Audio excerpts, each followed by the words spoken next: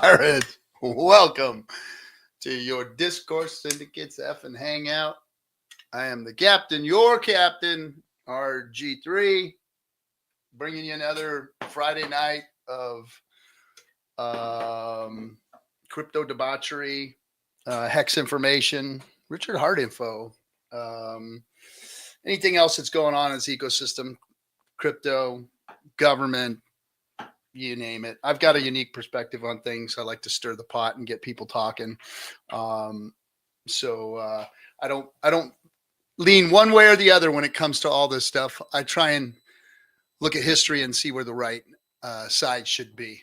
But lots of stuff to talk about. Let me say hi to everybody in the chat room. Corey, what's happening? Good to have you, man. Corey Geary, guys, if you're checking him out, go watch it. Go see his show. We need to get his information up there. Jebediah Dean, yeehaw to you too. Hex Futures. Oh, Link is in the deal there. Come on in. I'm gonna do a little bit of talking first, and then I'll bring everybody in. So if you want to just hang out in the green room for a little bit, cool. But if not, just stand by for a few minutes. Hey, Melv Tony, what's happening? Good evening to you. Merry Christmas. Great New Year to everyone. Yes, it's going to be a great year, guys. 2025 is looking up, and I'm going to talk about that too. Here in the U.S., let's see how people talk about abroad, though. Well, welcome. Let's see, Crypto Gains Club. How's it going? Good to see you with us. Hex Down Under. Hey, out in the sun, digging water trenches, making more money for crypto. Keep holding, troops. Keep on holding. Hey, doing the good work out there, Hex Down Under. Keep it up, man. Let's see. Good to hear from RH. I said, yes, it was really good to hear RH throwing down some stuff. It was really, really good to see that. It was quite the Christmas present. I'm high. Degree, what's happening? Charles Stone, good to see you too. Logi33, what's up? Cheers. Cheers. Let's go. Wild SJ, she is in the green room and she is also in the chat room. They're at your service, folks. I can assure you, you are on the right side, Charles Stone says. Thank you, Charles. I would like to think so too. Yes, so let's get right into it. So we've got Richard speaking with lots of confidence in what's going on. And I feel the same way, that the FUD, the information that's being thrown out there, is just that. It's just FUD. Now, look, about the allegations that are coming in from overseas through Interpol or whatever it is, I'm not going to conspiracy theory on it. I'm not going to say that, their Interpol is after him and they've lied to this person, lied about that person. I'm not going to get into that because I don't know, and neither do any of you. So shut up about it. Throwing conspiracies out there doesn't help anybody. But having information and understanding what they do and how they operate and how they function is. So is it possible that they're doing a hit job on them? Of course it's possible. Is it possible that Richard may have gotten to a scuffle with somebody? Of course it's possible. Is it blown out of proportion? Of course that's possible too. I don't think Richard is the type of person that would go out and physically abuse someone. That's not what I gathered from him in the times that I've met him, the times that I've talked to him, the times that I've seen him, how he's operated in, social atmospheres and around other people. And even in situations where people may not have been, super kind or whatever. I've seen him act in a way that doesn't make me think of him in that light. So the demonization of him all over crypto Twitter and from within the crypto space has definitely bothered me. I seen a video of some young lad who had his head stuffed way up his ass. I'd like to find out his name, but somebody posted a video of him on X calling Richard a criminal, saying that, we're a cult and all this kind of stuff. Far from the truth. We're better than a cult. We're tighter than a cult. We believe in this more than a cult would believe in it. Cults full of people who are gullible, that are damaged, that are looking for a leader to tell them what to do. And those are people that fall into cults. That's not what this community is made of. This community is made of some strong motherfuckers. It's made up of military people. It's made up of some of the best in crypto. It's made up of devs. It's made up of people who are strong and have stood in the face of all this bullshit for years. So to call them a cult, you're wrong. You don't know who you're facing. You don't know who you're dealing with. You don't know what this community is capable of and what we can do and what we've already done. We've done more in this community than any other community has done. And we still are getting FUD, and we are still getting hammered, and we are still seeing all sides of it, from crypto to the law to everything. No matter how hard Richard Hart has helped the crypto space, no matter how much information he's put out there, they still shit on him. They still shit on him. And that's a damn shame, because see, when the law wasn't coming after him, when they weren't trying to demonize him, they were all starting to warm up. Why? Because his message is right. Because Richard's right. The things that he says is right. The stuff that he taught was right. The things he says about crypto is right. And they were all starting to warm up to that. Well, now they found a reason to go ahead and start hating him again. They found a reason to go ahead and start calling him a scammer again and put us all in our place, is what they think they're doing. That's what they think they're doing. But they're not. They're not. I want to inform the whole crypto community and the whole world that everything you do to us, everything you try to do to us to break us down, is only making us stronger. Every time you come sideways at us, every time you send a subpoena, a lawsuit, anything at us, we're getting stronger. Why? Because Richard has made sure that we're not going to be on the wrong side of history when this is all over with. And that's why I've been able to stand up here with confidence, in spite of 6 different subpoenas, in spite of having to, face the law and answer questions and do all that kind of stuff, and face crypto and face friends and family and the scrutiny of the whole world and the scrutiny of even some of you fucking guys. But that which does not kill me makes me stronger.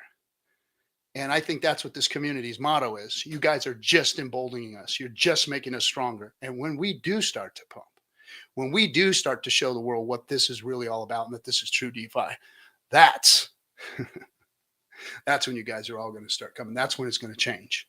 And it's coming. It's coming. We are going to see the glory days of this. It is going to get better. We might see it get a little worse first, but it is going to get better. And yes, we are definitely more than a cult. We are more than that. Because cults aren't made of people like we are. Cults are not as strong-willed as we are. Cults are not as smart as we are. We've got the choo-choo, guys. They don't. And that's why they hate us so much, because we are a truly organic community. And that's what has really protected us, and what's made me able to face the gauntlet of all of this stuff. Because when it comes down to it, when they do legally come at us and ask us for things, the things that they're asking for don't exist. They're asking for contracts that exist between me and Richard. There's never been a contract. They're asking for communications between me and Richard. There's no communications. They're asking for payouts between me and Richard. There is no payouts. There is no Hex Incorporated that pays RG3 to come in here and do this. In fact, it's all of my money that's been spent doing all of this. Everything here has been spent from my money. I've funded the PulseChain tour. I traveled the world and spoke to people about PulseChain. I've never told anybody they should sit down and buy it. I've talked to people who want to buy it, and they've confided in me about their portfolios and what they've done with them. But I've never told anybody to buy PulseChain or buy Hex or buy PulseX. I tell everybody what it is and what they can do with it.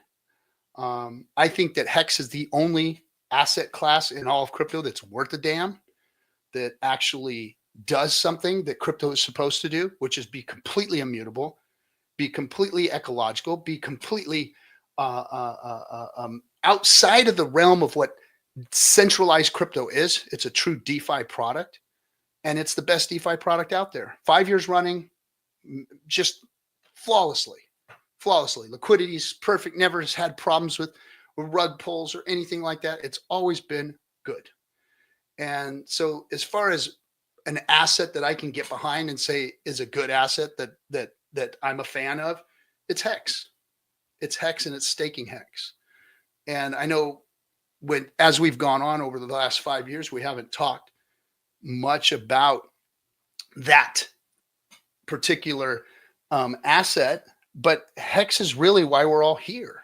It's really the only reason we're really all here. It's DeFi, and that's what we're doing. Is we're trying to spread DeFi. We're trying to save crypto from itself. The Bitcoin maxis, and shame on you motherfuckers, just sold you all down the river, and they're laughing all the way to the bank right now. They sold all your Bitcoin to BlackRock. That's what they did. End of story. And they're still going to dump on your heads. You can see it happening now. Every time it pumps, big dump. They're dumping. And they're selling it to BlackRock, and they're selling it to Grayscale. And this is what crypto wants. This is what they want. They want centralization. They want Bitcoin to be the thing. Why? Because the maxis have control. They are the mouthpieces out there. They have control of the narrative, and they're going to keep pushing that shit until they're all cashed out. And you guys are holding their bags. And the things that they accuse us of, that's what they're doing. Now, Hex is different. Why is Hex different? Because, oh yeah, you still got big bag holders. Don't get me wrong. Don't get me wrong. You got people who got in early and you got big bag holders, and they're going to sell, and they're going to keep selling. It's going to happen. However, now you get to participate in something like you get Bitcoin. You don't get to participate in mining. Go try and be a miner. Go try and be a miner, a profitable miner. You can't do it. You can't unless you've got multi-millions of dollars. You've got a great place to get your power or steal it from. And you're part of the pools, part of the centralization, part of the cabal.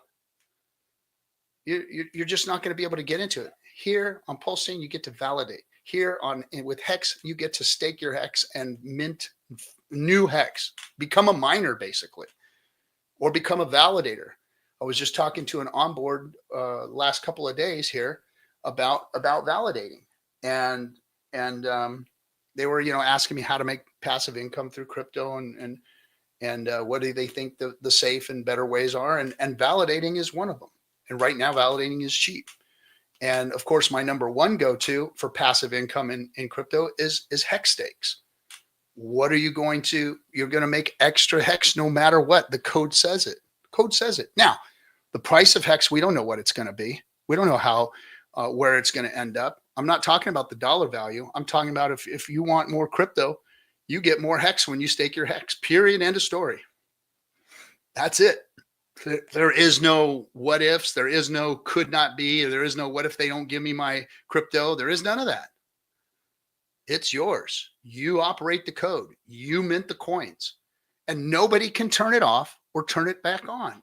It's immutable. It's done. It's a finished product, and that's what's really, I think, giving the confidence of this whole lawsuit thing, because you can't stop it, and there is no Hex Incorporated. And I think that in the end, Richard's going to get vindicated on all these things. I don't know what's happening in Europe. I don't understand that whole thing yet. That's just kind of coming to light, and it doesn't smell right to me. But we'll have to see how that all plays out. It looks like just a lot of FUD coming the Hexicans way, right here at the beginning of the bull market, right here at the beginning. So let me jump into the let me jump into the chat real quick and see if anybody's saying anything. It's a brotherhood and some sisters. Yes, it is a brotherhood and some sisters, and some good sisters too. We've got the smartest women in crypto in the Hexican community. Anita, good afternoon. Paradigm shifters. Hey, good afternoon to you too. DeFi Crypto Alliance. Hex is the GOAT. Yes, it is the GOAT. Hex is the GOAT. There isn't anything better. Look, I'm looking at some of these stakes. I don't want to disclose, but it's well over. And I'm talking about big payday stakes and stuff too. So that's not something that everybody gets to get into or whatever. But they're in the upwards over hundreds of percent in returns on Hex. So my Hex is, doubling, tripling, its own self just by being staked. And some of them are looking extremely, extremely juicy. These stakes that we've created, the earlier stakes you create, and the longer those stakes you create, the juicier in Hex they become. And there's going to be a point, in my opinion, where Hex continues to become more and more popular, and because of that, its price points are going to continue to rise and grow and move beyond where it's at now. Let's not forget that when Hex was at its top and when Hex was at its bottom here in the bear market, there's no difference in the product. It wasn't because the product got bad. It wasn't because Hex changed. It wasn't because there was something wrong with it. It still does the same thing. Now, it did have a chain that was hindering it from being a viable product. But that didn't stop Richard. Richard changed that, brought PulseChain to light, and made it available for everybody who had stakes in Hex, and and that made things right. And now here we are, down from 56 cents to a couple pennies, and it doesn't mean that there's anything wrong with Hex. It's the market sentiment. It's what people are doing with it. It's the whole market itself rising and falling with that tide too. Let's not forget about Hart's law and what that means to the whole crypto space. When the whole crypto space rises, everything seems to rise, right? You got a few outliers here and there that have liquidity issues or people getting in or out or that kind of stuff. But for the most part, they all rise and fall with each other because they're all tied to one another. And so when we see the bear market sucking up everybody's value, then it's not the product itself, it's the market sentiment. And so here we are. And when the market sentiment goes to the up and up, and we start getting bigger buyers coming to see the value of Hex, then that's when it's going to start moving and doing its thing. But until then, it's be patient and wait and watch what Scooter does, right? So anyway, that all being said, I think we're at the right place, right time. Everything's looking good. Kind of the things are all lining. Richard's positive message coming out over Christmas was good to hear.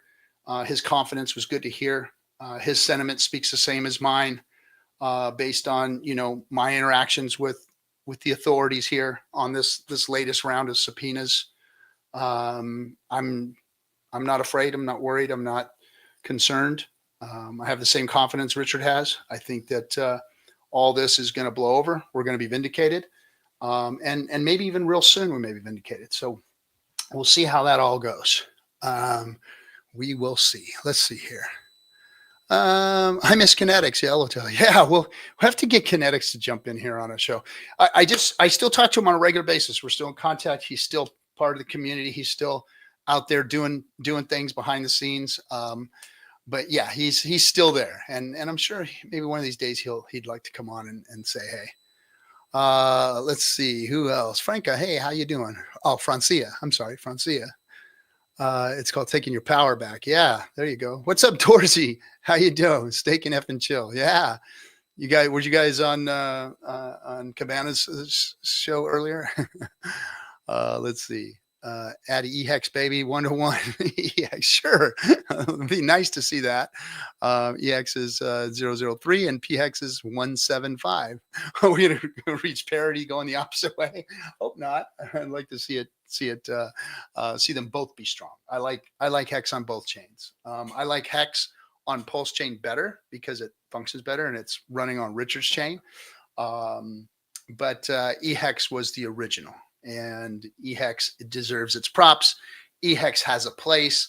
EHEX is going to be popular with those people that may not want to come over to PulseChain. So they'll have Hex over there too to mess with. And hopefully Ethereum gets its head out of its ass and fixes itself, right? That's the hopes. So anyway, let me look at my list of things that I have to go over here that the producer has put in front of me. So Corey, did Corey get a mod? Corey Geary, did you get a mod? Let's give Corey Geary a mod. Yes. Hey, Swearworks. I just saw him pop in. Gosh, man, whenever I see Swearworks' name, it just takes me back to the old Hexo streams in the beginning days, and just, yeah, man, it just, I always love seeing you here, Swearworks. Good to see you, man. Hex ladder is still rocking on both chain. Damn right it is. Damn right it is. Okay. So let's do some housekeeping real quick. So the Pulse 369 conference. Okay, guys, let's check this out. So I know we've had conferences before, and some of them didn't go so well. Some of them went well. Um, um, I was involved with the very first Hex conference and meetup, and it turned into a bigger thing, and it got a little convoluted. Wasn't exactly what I wanted it to be. I just wanted to be a meetup, and it kind of got, blown out of proportion, but it wasn't bad. So I said, okay, well, let's kind of incorporate some of these things in the next one. And it kind of got not hijacked from me, but it wasn't going in the direction I wanted it to go in. So I kind of stepped back. And then then the next one went to hell. And there were some people that got involved that did some stupid things, made some mistakes, overreached, over budgeted, and just made it something that really wasn't ready to be, to put a big dollar amount on that thing and try and put some big production out for a community of a couple hundred people, 200-300 people you're going to get to show up out there.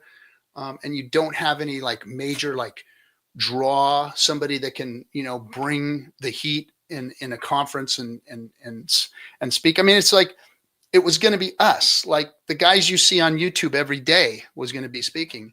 And I didn't think that was the right way to go. So I backed off of it, and I wasn't part of it. And not because I wasn't there, but because they were inaccurate in how they approached it, and it all went to hell. So I wanted to bring it back down to earth, and with Kalen and SJ being part of it, we put together a really nice production. We put together a really nice speaker series. We put together a really nice event series where you're going to get to go and play golf and win great prizes. There's still like there's the prize pool may be growing on the golf tournament. It's like one axis, and I know we had axis move a little bit, but hey, it'll look good, I'm sure, by the time the golf tournament comes up. But we put all of this stuff together and made it reasonable costs. And we've taken care of the build. There's no, hey, I need a couple $100,000 after this, to get this thing going. No, it's there. It's for you. And if you want to be part of it, come on out. Now, this isn't for everybody. I know there's a lot of people out there that you'd rather put your money in crypto. Hey, more power to you. You go do that. But there's some people out there that do want to meet other Hexicans, that do want to be part of the meetups, that do want to be part of the networking. I've talked to multiple founders of cryptos within the PulseChain ecosystem, and and they've thanked me, said, "Hey, RG, your events have brought me, people that have partnered with me, and some of my biggest, supporters in my crypto were from the events that I met them at, because we were face to face and we gained trust and we operated with one another, and that's the real importance of these things. It's not about everybody getting together and, oh, come see RG or come see SJ or come see, crypto coffee on stage and pay for it. It's not about that. It's way, way more than that. And I dislike and I disagree with people who say, oh, that's, just RG trying to put money in his pocket. It's not true. This thing costs me money. I don't make money off of this. I don't make a dime off of this. This is a nothing burger for me, but it's big in the way of building the community. It's big in the way of networking. It's big in the way of people finding mentors, people finding friends, people finding business partners, people coming together and becoming stronger as a community so that we can go out there and fight these fights. Because there's something different about a 2D relationship on the internet and really shaking hands, high-fiving, and giving somebody encouragement in person. That changes the whole dynamic of the community. And that's why these meetups are important. So I'd like to see people participate. I'd like to see people coming. Vegas is a pretty cheap trip. And if you go to pulsechaintour.com, you can get the tickets there. If you want to go all out, there's a VIP package. I'm not shilling that for the regular folks. Just come on in, get your ticket, come hang out, come to the golf tournament, come see the speakers. We're going to have speakers from outside the crypto space. We've got Zach Conine, the treasurer of Nevada, is coming in to speak and do a panel with us. We're going to have multiple panels with legal teams, with like I said, politicians, with people developing on PulseChain. It's going to be real informative. It's going to be real cool, and there's going to be a lot of party atmosphere. We have DJ night and we're going to have just regular meetups where people are just sitting around having fun, sipping on a couple cocktails, all that kind of stuff. So if you want to network into this community, the PulseChain Tour events are a great way to do it. And the one in Vegas is going to be something special, and that's on March 6th through the 9th, the PulseChain 369 Tour Vegas event. So you're going to want to come check it out. Go to pulsechaintour.com and come hang out with us. Come hang out. Let's see what else. That looks like that's the. It looks like I did all of my homework, right? I got taken care of. Thanks, SJ. All right. So Yellowtail says, every bull cycle, a documentary. I don't know, man. The last documentary we did, it's still out there, and it still has some legs that people can go out and watch it and see it. If you don't know, the highest of stakes, the director's chair I got back there from the crew, the highest of stakes is the movie that we made. Myself and a few other Hexicans and a whole bunch of the community got together, and we funded it, and we put together a documentary fund to have this movie made. We gave it to this entertainment company called Muse Entertainment, and they made the movie. But they made the movie with a contract that we all signed that said, "Hey, we're going to do the movie our way. You guys don't have any creative control. We'd like to choose the people that we'd like to be in the movie." And the same with Richard, got the same thing. Like, hey, we're in control of this, not you. You're just a guest. We're going to film you if you let us. Here you go. And of course, Richard had nothing to do with, producing the movie itself. That was us, myself, Kinetics, and a couple others. And yeah, we made a movie, and it's out there for everyone to see. So if you want to see it, you can go to Apple. You can watch it on Apple TV. You can watch it on video on demand, streaming on demand. But just look for the highest of stakes, and you kind of see some of us. You think there's going to be a highest of stakes part 2? It's possible. It's possible. I think it's all about funding these things. That last movie was an expensive ticket, and it didn't kill it in the in the box offices and stuff. So that's that's a big deal. I think it was gatekept, of course. We were told by a lot of these distributors that it wasn't salacious enough. They wanted murder. They wanted somebody stealing everybody's money. They wanted sex scandal. They wanted all that stuff. They didn't want just a bunch of community members really excited about a cool crypto and some founder that was being very eccentric at the time. So they didn't see it as a movie they wanted to put out there on their big platforms. So, but it's out there, and it's really, really cool that it's still around. Is Ski Cat still around? No, he's not. No, he's not. Let's see. Here for it. Thanks, Captain. Yeah, swear works. Thanks, bro, for being here and being you. Let's see what else we got in here. Okay, so guys, it's fine. You guys can come in and yuck it up with me if you want. If not, then I'll just keep going through the chat, do a little bit of clicking around. I hope everybody had a Merry Christmas.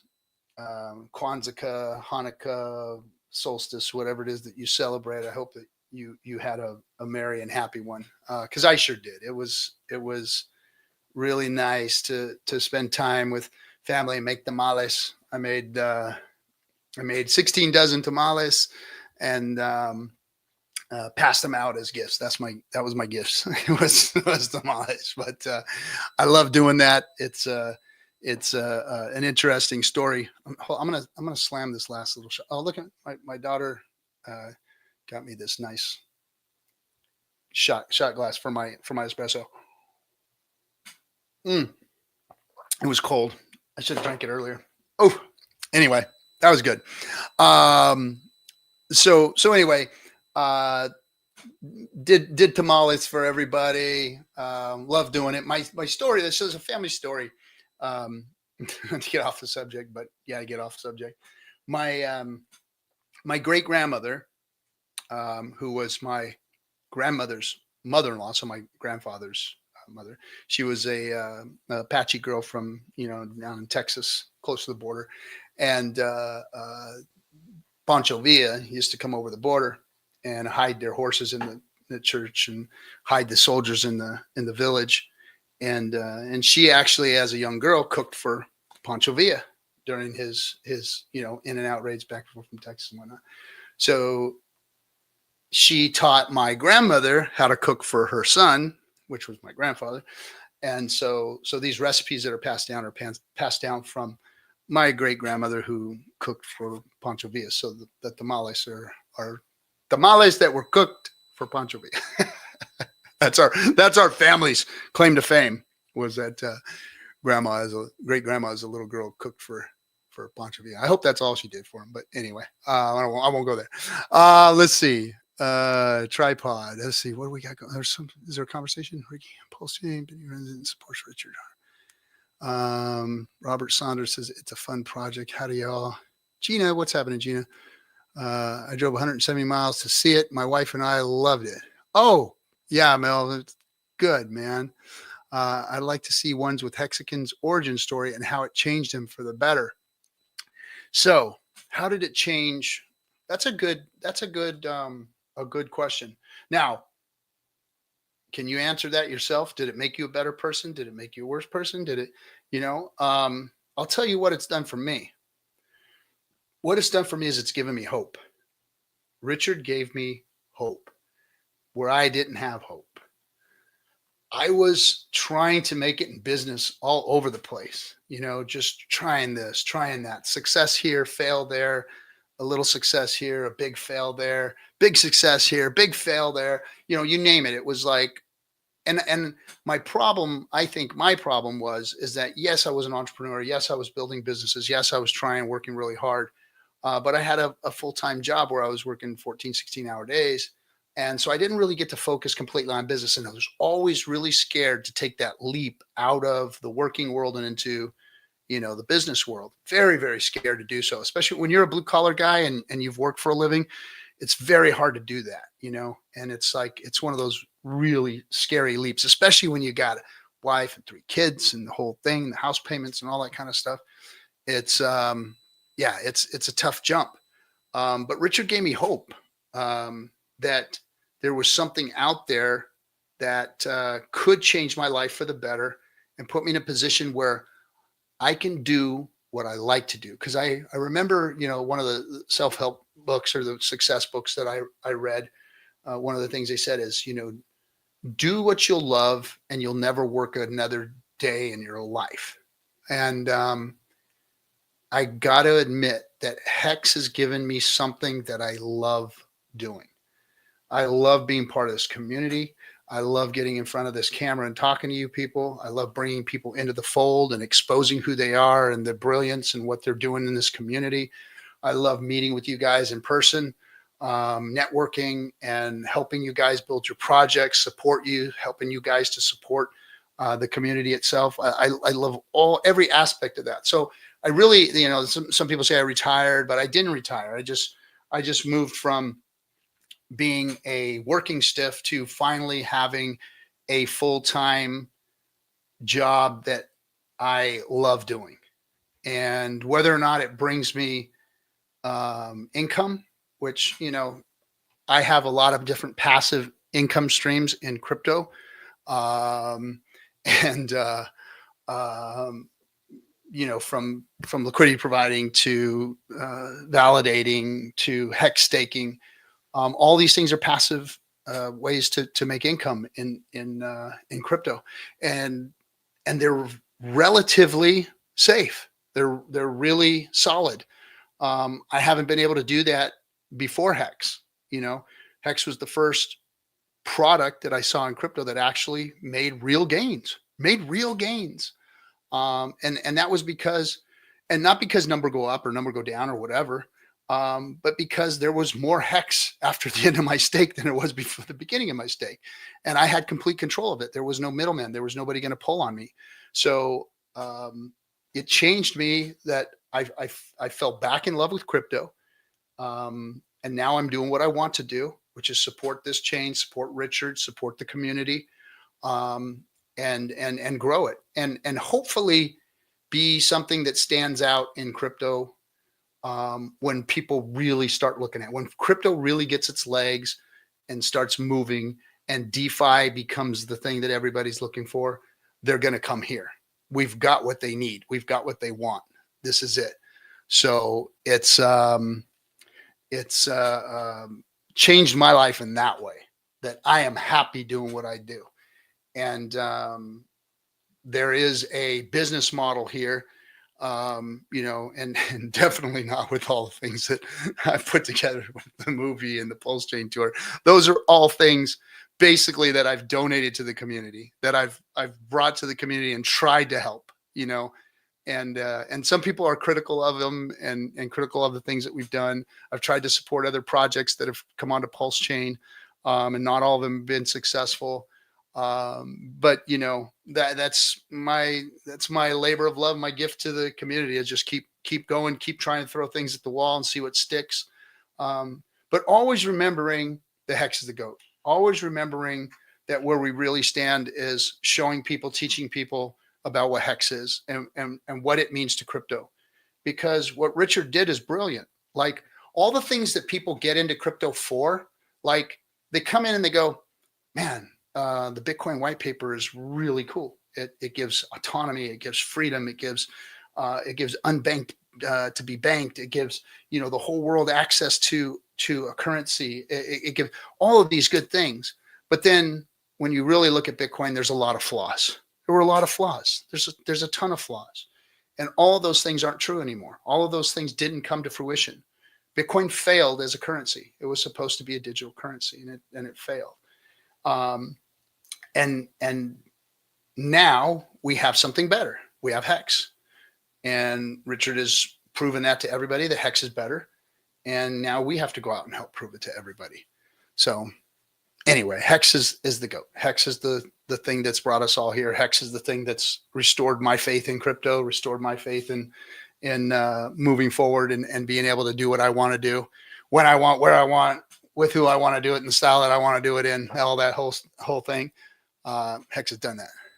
Hey, thanks, Melv Tony, for the update there. Everybody seen that?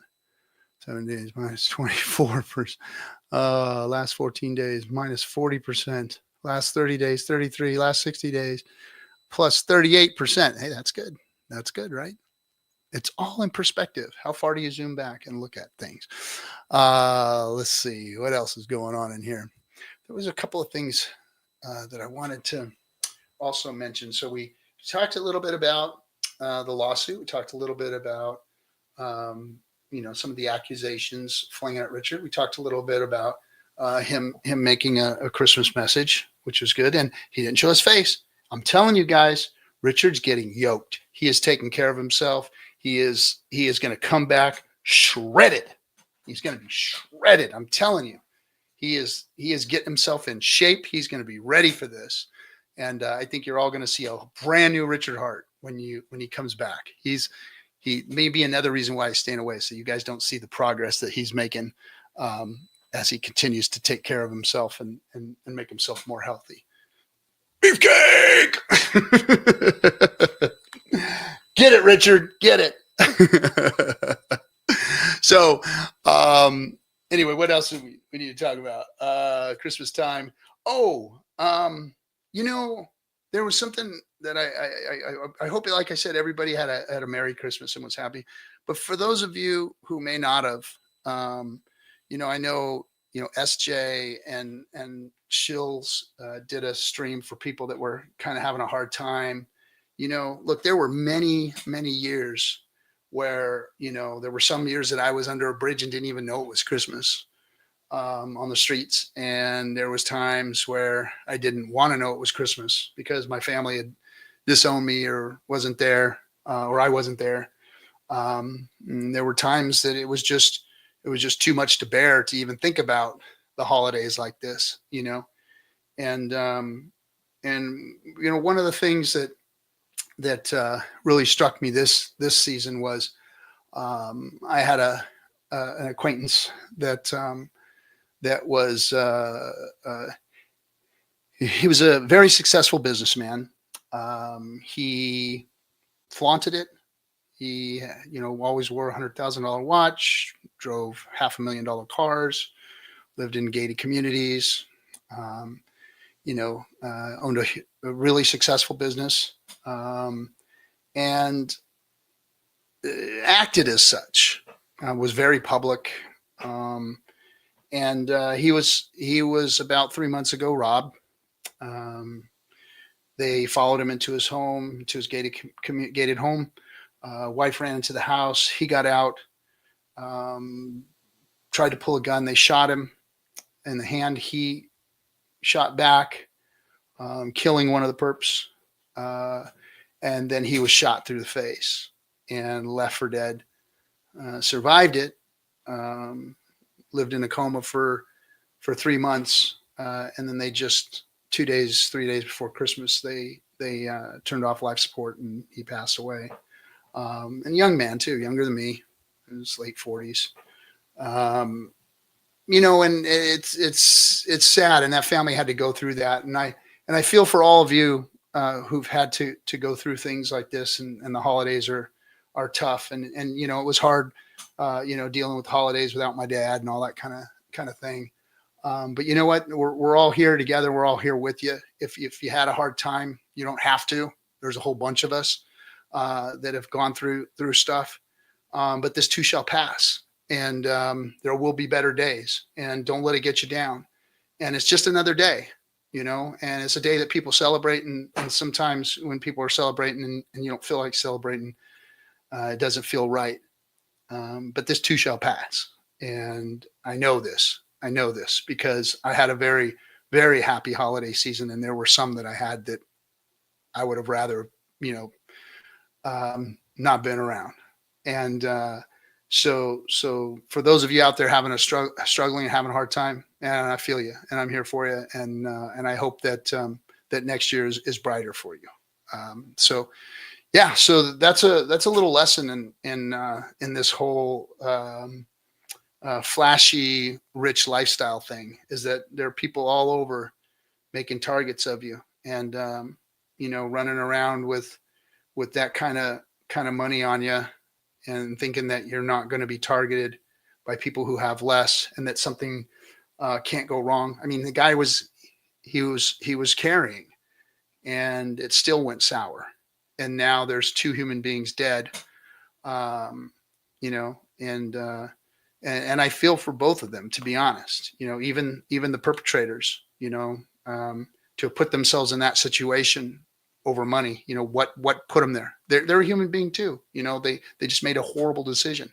We've all made bad decisions, but to put to end your life and put your whole family through that, because you thought you needed something that somebody else had, is a sad place to have been. And wish that we could have gotten to those people, so that all around there wouldn't be multiple families destroyed over the holiday season because of a watch or a car or a wad of cash. It's not worth it. It's not, and I guess when you get older, your mortality starts creeping up on you, and these type of things hit you a little different But yeah, lesson in that. Yeah, lesson. All right. What else is going on here? I hope I didn't bum everybody out, because it was a good Christmas. I got to, my kids came and visit me. They don't come over anymore. my daughter's in college, so, and she's not that far away, but she doesn't spend a whole lot of time with us anymore.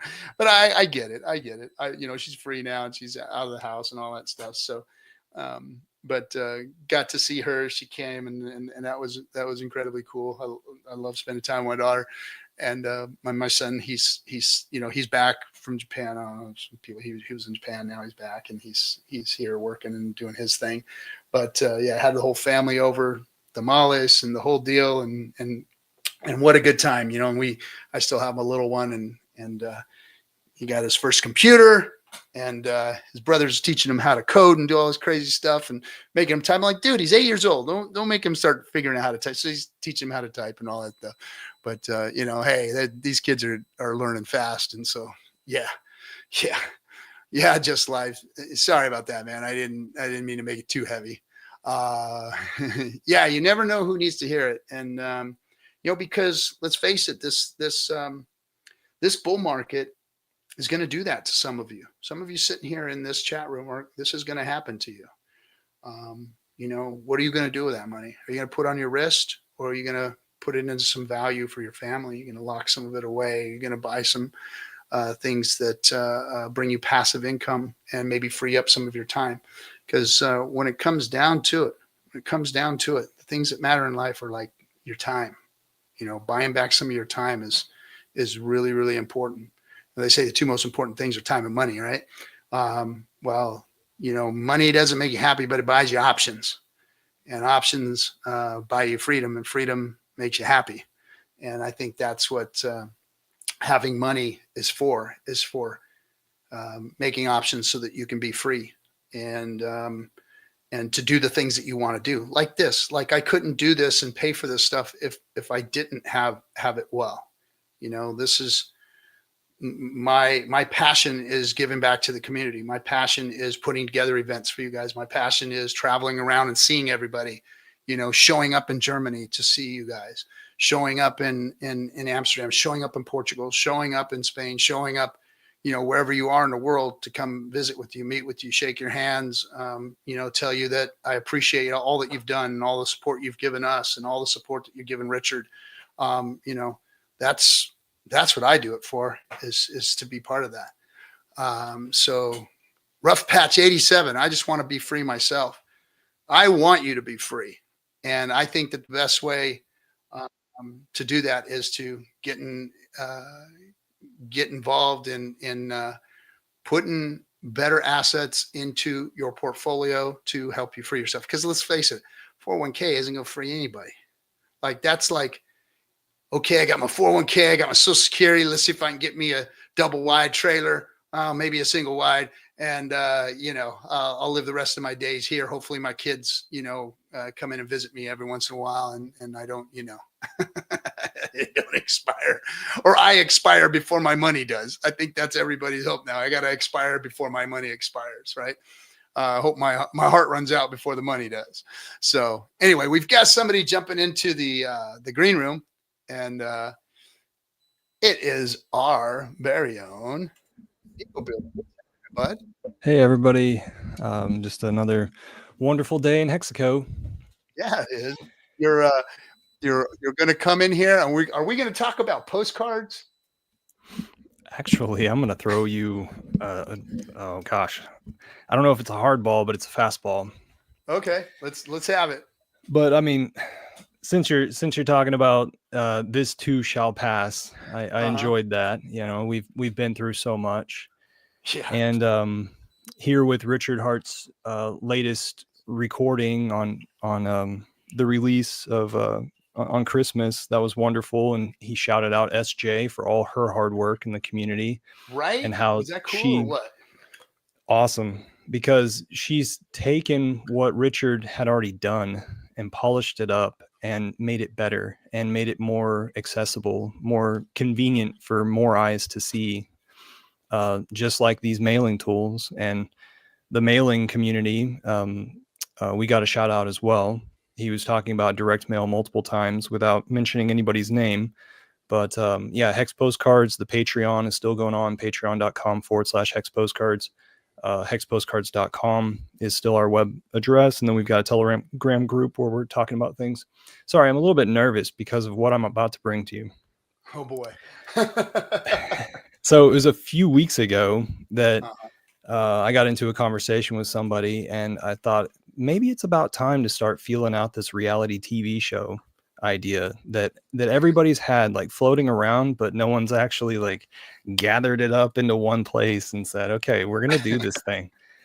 So I've gone as far as to set dates.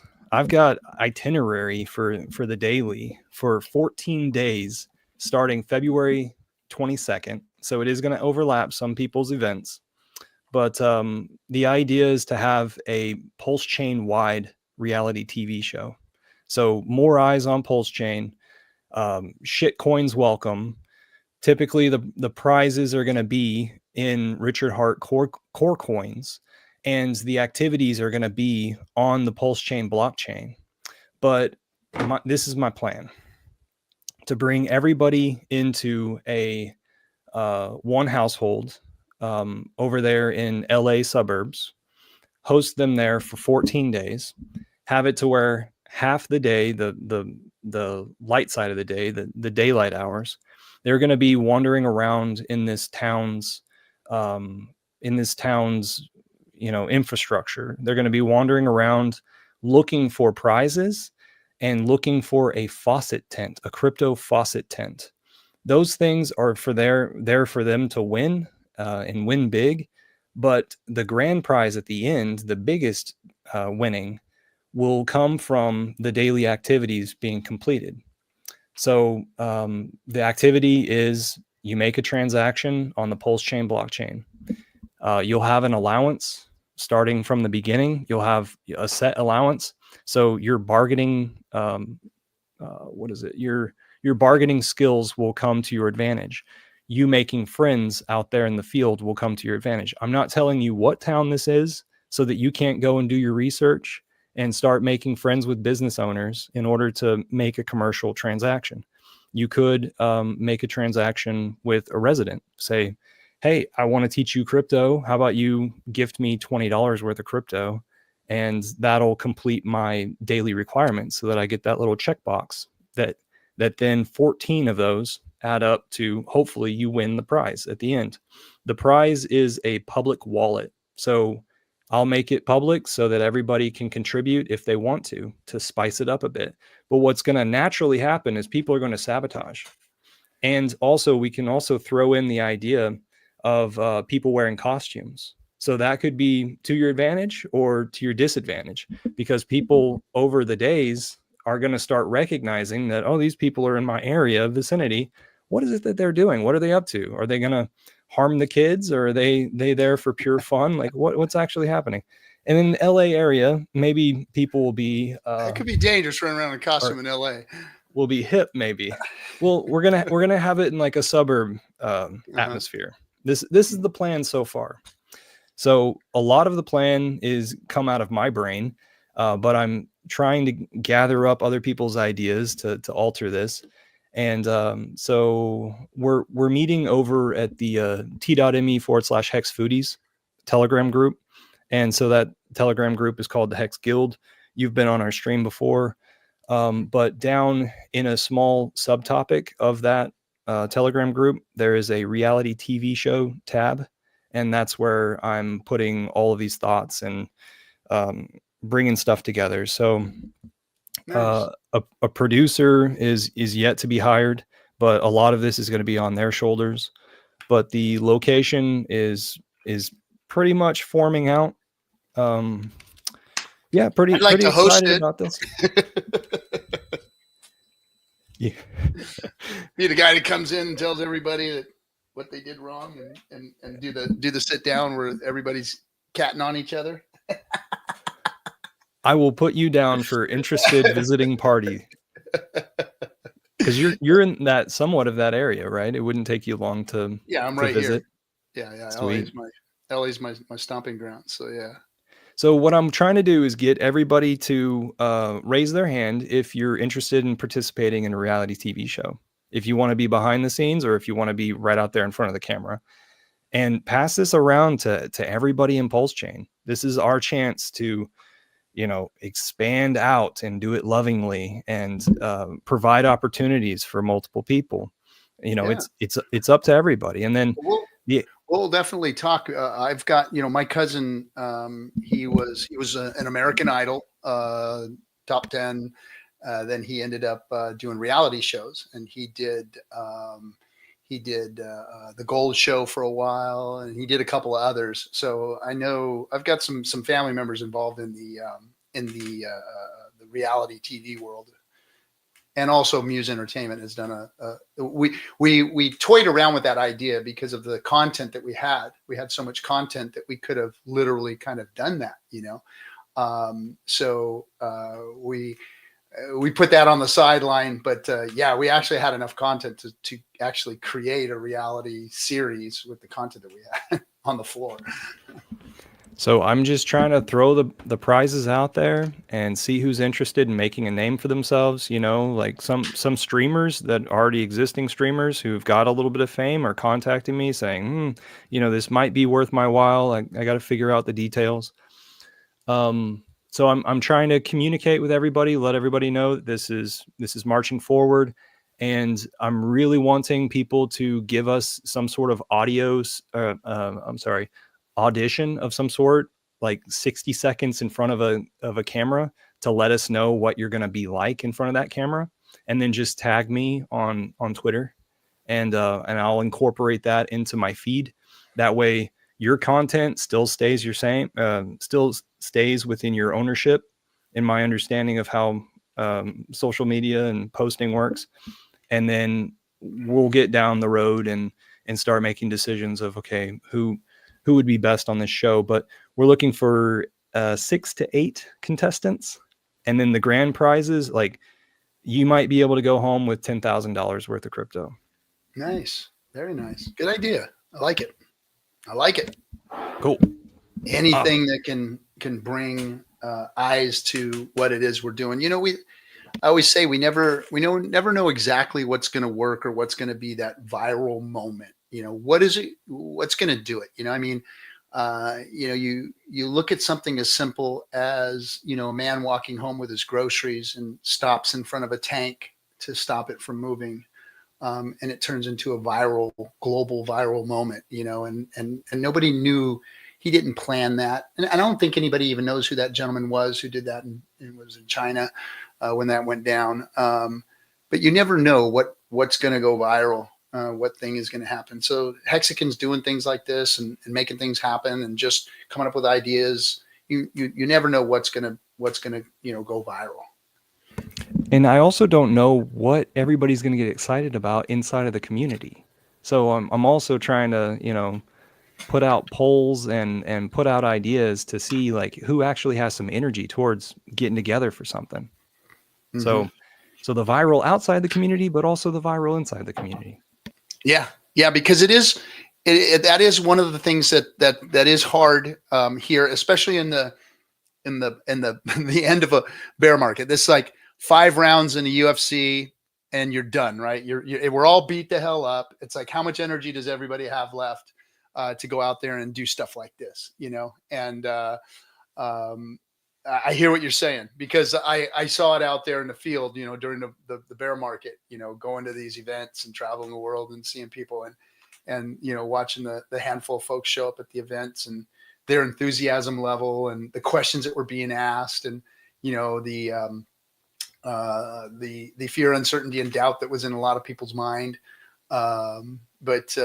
Yeah, it's going to be interesting to see what motivates everybody. And I think that, it's not going to take much for this community to start getting motivated, a couple of good turns. And everybody's on the edge of their seat right now, waiting to see what's going to happen with, the court cases and all this stuff and the bull market and the bear market ending. So everybody's on the edge of their seats. So it's going to be interesting to see how much energy gets thrown into a lot of these things. Yeah, definitely. Let's see. And thanks for all your work as well. Like, Oh. you know, I got to recognize that. Let's see. I was talking to somebody recently, and they were saying that they had a hard time explaining crypto to a couple. But once the wife heard about your movie, then she got really interested. She watched the movie and got even more interested, started trying to figure out, okay, what time was this movie made?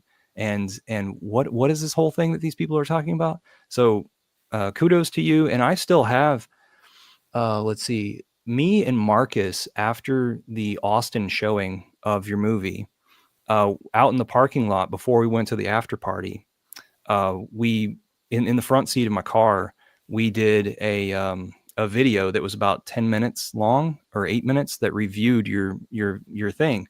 And Yeah. that's what I have on my Hex Futures channel, YouTube channel. And that's what I've been promoting out to the second and third world, because these people, they pick that up and they start asking questions. I get so many subscribers because of that. So that I think that you did a great deed for the community doing that. Thanks, man. I appreciate it. I And I think know that it wasn't alone. I think that the movie allows people to ask questions. Like, it brings up questions. It's a lot of people in the community goes, oh, you should have said this and you should have said that and you should have explained this and explained that and T-shares, and it was like, no, the movie was really made for the general public to question what was going on here and to inquire and to go and dig the information to learn about the more intricate details. Because if you were to try and make a movie about explaining Hex to everybody, it wouldn't have worked. It doesn't work that way. People aren't going to sit there and listen to, what is a T-share and how did the adoption amplifier work and how did, how is Hex inflated and all that kind of stuff. It's just not necessary. But to entice people to want to ask questions, to see Richard, to see all of us, to see what we were doing and how passionate we were about what it is that we were doing, makes people want to ask questions. And that's what I think it was really for. It wasn't for a puff piece. It wasn't to explain anything. It was really just to bring bring curiosity to the table of who it is we were, because it's a dynamic group of people. There are some characters in this thing, myself included. It lets people, want to get involved, at least, and ask questions. So that's what I think the best of it. And thanks for the praise. We would have liked to have seen it, more successful, but I think it is successful when it really comes down to it. And I don't think that it's seen its virality either. I think that there is still time for that. I think that, it's out there. And when people do start to inquire about crypto and DeFi, that movie's going to be there for people to see. And they're going to, pull it up eventually. And even though it may be a year or two old, they'll see it. Or maybe when we come out with part 2, people are going to want to go and see part 1 and see, well, what was the prequel of this thing? How did it really start out? So SJ says a cult classic. Exactly. Cult classic. Yeah, the cult and the cabal, the birth of the cabal. So yeah, no, and thanks for the kind words on it. It felt it felt so good to make it, and it felt like it had all this, and then but I think it's still working. It is still working. It's still going, and I would have liked to have seen more. I would have liked to have seen it do be a lot more successful. And even when we go around and myself, SJ, and my partner Joe from FanForge, we've been going to these Bitcoin events and crypto events, locally in the LA, San Diego area, and Valley and whatnot. And, we talk about, Hex and PulseChain and whatnot. And people are interested, and people are, there's still the naysayers. There's still the people that want to, call Richard a scammer and come at us hard.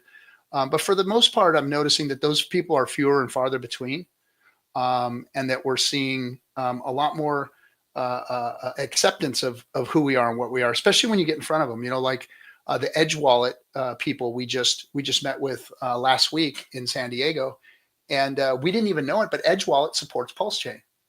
And we were talking to them, and the founder was there, the CEO was there, and he's like, we support PulseChain. We support PulseChain on Edge Wallet. And we were like, really?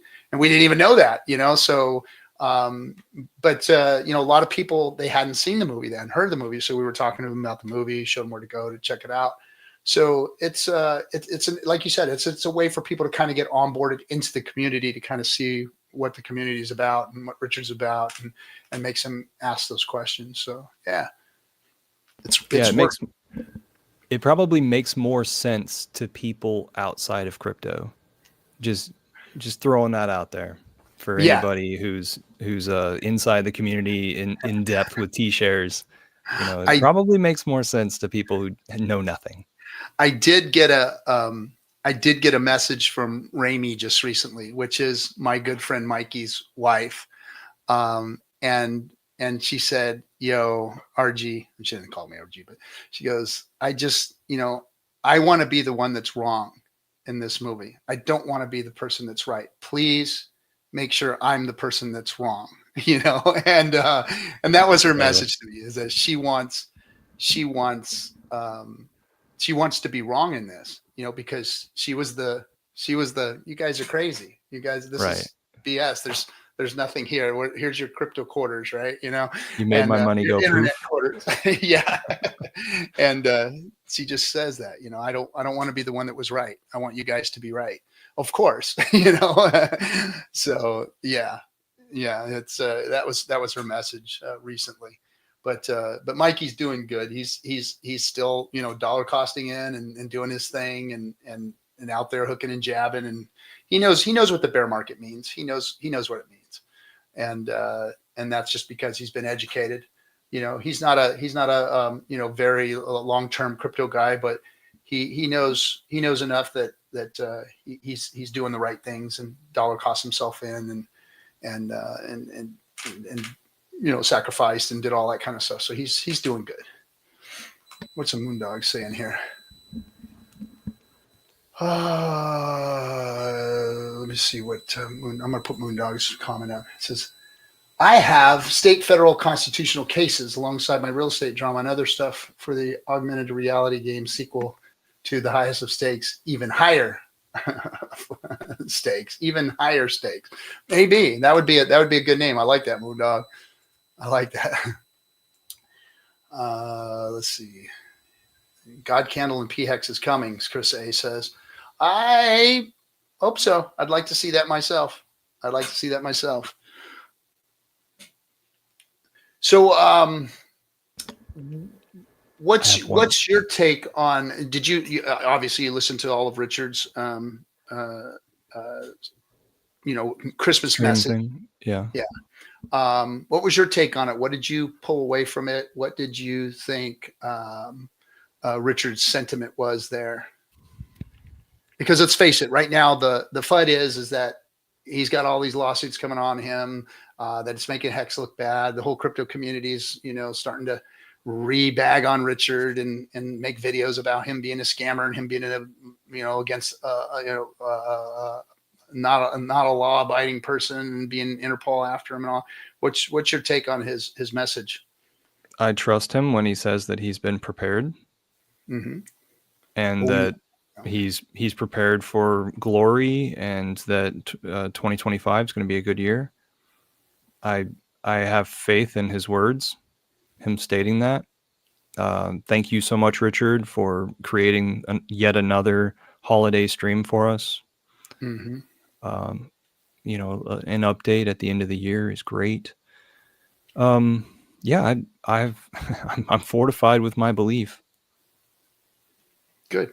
Yeah, because I think that's what it did for a lot of us. Just hearing him speak with confidence in light of all this stuff coming out and being kind of shoved down all of our throats, and and then having crypto pick it up and go, oh, see. But, you know, hearing him with confidence, and, you know, and me being on this side of it too, being part of the litigation, I'm very confident too, with how my lawyers are handling it, how everything's, you know, coming together, and where we stand on all this. Richard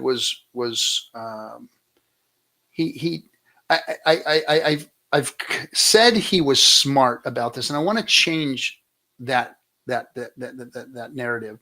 He wasn't necessarily smart about this. He was right about this. He did the right things. He operated in a space that was very difficult to navigate regulation because we don't have any. We don't have tracks to run on. He took all of the parameters of the law and incorporated them into his message and explained to everybody as this was all unfolding what it meant. And the lawyers on the other side, when we were at the New York courthouse, tried to frame this as tongue-in-cheek, Richard saying, you can expect nothing in return from me. And that's not what Richard was doing. What Richard was doing is acting within the confines of the law. He was expressing what you needed to know and understand, how he had to operate and how he had to explain this.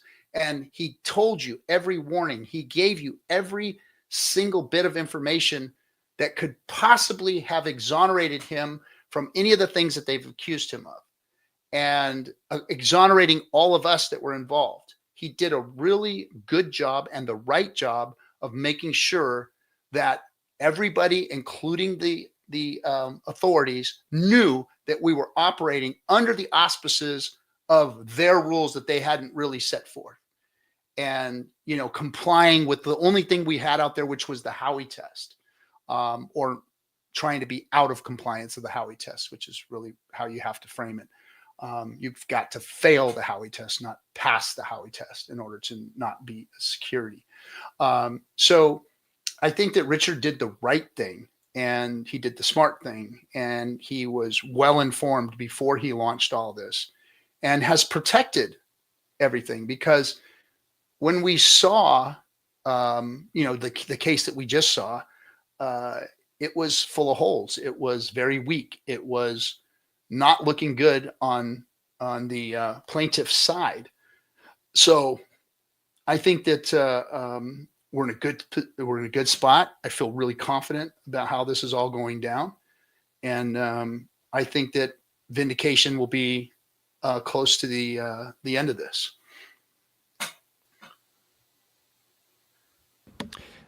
I'm happy not to be involved. So, you know, yeah, here's whatever. Gratitude to the people who have gotten wrapped into this. Yeah, it's part of the game, though. You know what I mean? It's all part of it, and you know, again, standing on the wall is, somebody has to do it, and you know, it's scary at times. You know, that if I said there was no fear there, I'd be lying and stupid. Because if you don't have a healthy sense of fear with these type of things, you won't make the right decisions and do the right things. And you may end up hurt or losing, or not having the outcome that you want. So, you know, it's an honor to be part of it, and to be in the fight, and to be on the front line, and to continue to be on the front line from the beginning all the way until now, you know. And that's why I take this all very seriously, because, you know, a lot of people have come at me sideways about all of this stuff. And I said, look, you know, I'm the one putting myself and my family and my livelihood at risk, you know. So you need to go back off until you go do something that, you know, when you put your skin in the game, then you can come at me. But until then, no, I'm the one that stood on the wall. I'm the one that's been doing this the whole time. So back off, Scooter, and let me work here. Let the adults take care of the room, and you guys just go off into obscurity and don't worry about it. We'll handle this, So I'm a little jaded by some of the support in the community, but there's so much support on the other side that I really should be focusing on that. Like people like yourself and and my crew and my team, they keep going at it, and SJ and Kayla, they just keep doing it, and they're not afraid of any of this stuff. They're just going to keep working and doing the good work. And and there's a lot of other Hexicans out there that have supported us and been part of the tour and the 369 event in Vegas. So I really should focus on them, but I want everybody to understand. I guess that's my big problem, is that I want everybody to succeed. I want us all to come together. I want us all to be out there in the fight, because what's coming is possibly going to be our biggest challenge, and that's when legislation and rulemaking really comes to play. I know everybody's excited and happy about what's going on with the new administration coming in, but who is going to be in charge of that? Which direction are they going to lean? And are they going to give it to the people? Or is there going to be some type of an oligarch in charge? Is there going to be some type of person that's looking to make money off of this, i.e. somebody behind the scenes that's helping BlackRock and Grayscale and all of these things out? Is that where crypto is going to go? Are they going to hand it over to somebody like that? Or are they really going to give it to the people? Because that's the thing that's really got me concerned, is it going to be the people's crypto, or is it going to be some oligarch's crypto and the people that greased that person's hand? What direction is crypto going to take? So I'm a little, I play devil's advocate on this all the time. I am excited to see all of the crypto friendly people being put into the cabinet. It's very exciting to see. It's like every time I turn around, it's like, oh, another crypto friendly, cabinet member. Oh, another crypto friendly cabinet member. It's like, oh, this is looking great. But I'm still like, I ain't going to let down my guard yet, because there might become a time where we need to start screaming loud about who's getting put in charge of this thing, But also out in the public, oh, wow, another crypto friendly person. Oh, wow, another person wants to learn. So that's really cool. Actual people with followers, with big names are starting to say, yeah, I'm involved in crypto, or I'm learning. That's really awesome. Your fear is the reason that same fear was the reason why I didn't buy Bitcoin at $30 way back in the day whenever I was buying gold. I decided, like one time, I ran across an article that had Roger Ver walking either left or right in front of a white wall. And so I suppose that white wall was at a government building of some sort. So the article explained a little bit about what he was doing, because he was such an advocate. And I think the price was $30. And then the next time I checked the price, it had gone down to like $1 or $2. So I was thinking at the time, like, oh yeah, good thing I didn't buy dodged that bullet. time. Yeah. Instead, I walked during my lunch break down to the Indian portion of the supermarket, or the whatever market, and I got an ounce of gold for $900 to $1,200. I forgot how much it was at that time, maybe like $1,160, and then they upcharge you over spot. Yeah, so that was the time that had I known how to purchase Bitcoin, I possibly would have only bought 10 coins at the time, but I didn't. And the reason why also that I didn't was because somebody was in my ear telling me that how Bitcoin could go wrong, how it could be a government oversight situation of digitizing our bank accounts and our everything all down the road. Just one little switch on their keyboard, and everything for your life just becomes nulled. Yeah. It's So, we all ran through that in the early days when it was moving up and down. It's like, oh yeah, no, and then buy it and sell it right away. And and it was $200 I have one, Bitcoin, $300 Bitcoin. I was paying attention to other things, from $30 all the way to 17,000. I have one more thing to talk about that I didn't really realize that I wanted to bring up during the stream. The Hex postcards, we're creating a new competition. It's been going on for a little while. Things have been a little bit quiet around it because it's a brand new idea. I don't know if you remember back during our last run up of Hex, somebody sent out some very professional letters that had letterhead type letters. There were 3 different letters, one for PulseChain, PulseX, and then Hex as well. And I think they arrived in a black envelope. Well, I had nothing to do with that. I don't know which guys did. Maybe they chime into Hex postcards group conversations, but I don't think it was anybody who is a leader in the Hex postcards. But our idea now is to send some of those out again. And so the targeted addresses will be the same as our typical Hex postcards. It's just that this time we want to present people with professional letters. And so our contest right now, which pays out quite a bit of money, I think it's like $600 for the first place prize.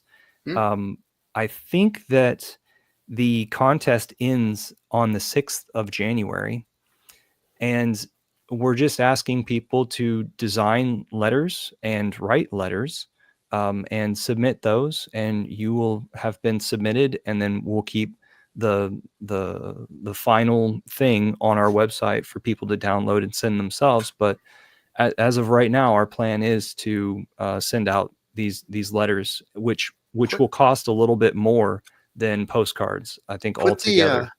Put the link to the movie on those things. Very good idea.